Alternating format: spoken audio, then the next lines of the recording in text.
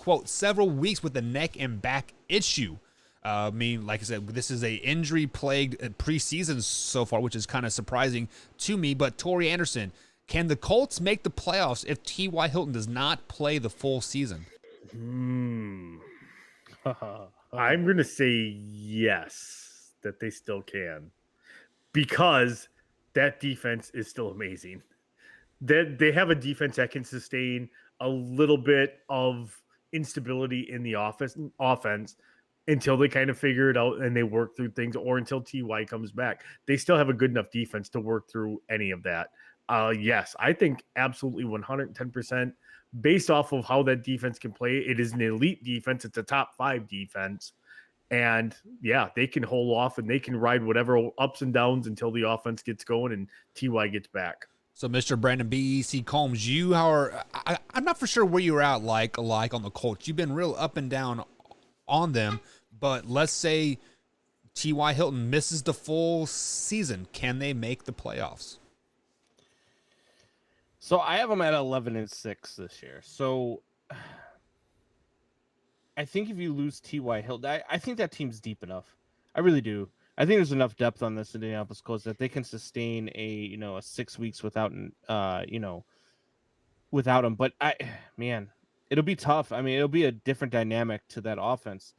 But I really do. I like their depth. I like what they have at wide receiver in Indianapolis.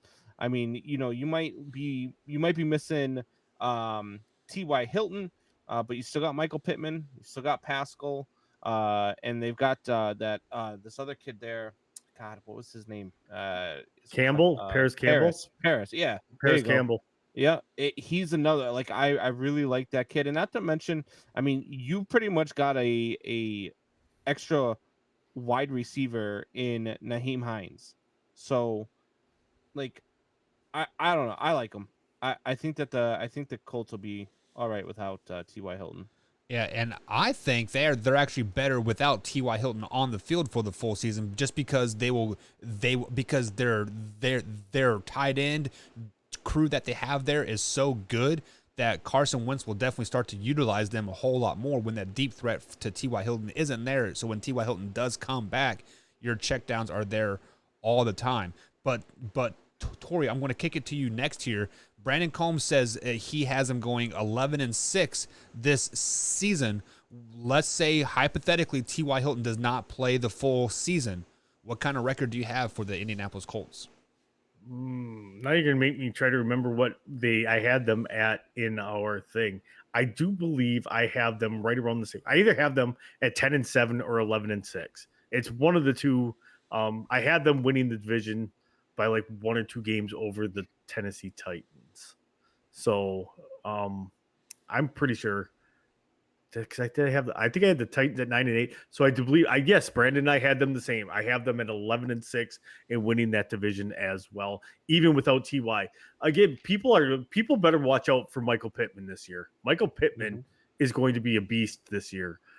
This is going to be coming out, and that's regardless of if TY's in there or not. Paris Campbell's actually had a really good preseason, and Pascal showed up big for stretches last year, but he also disappeared for stretches as well. Mostly when I would pick him up for fantasy and have to try to start him, and then he would disappear, and then I'd cut him and he'd drop like 20 and like. Ugh.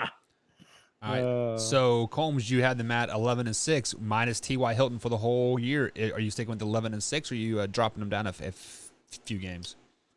No, I'm sticking at 11-6. I really like I said, I like their depth. I think that they'll be just fine.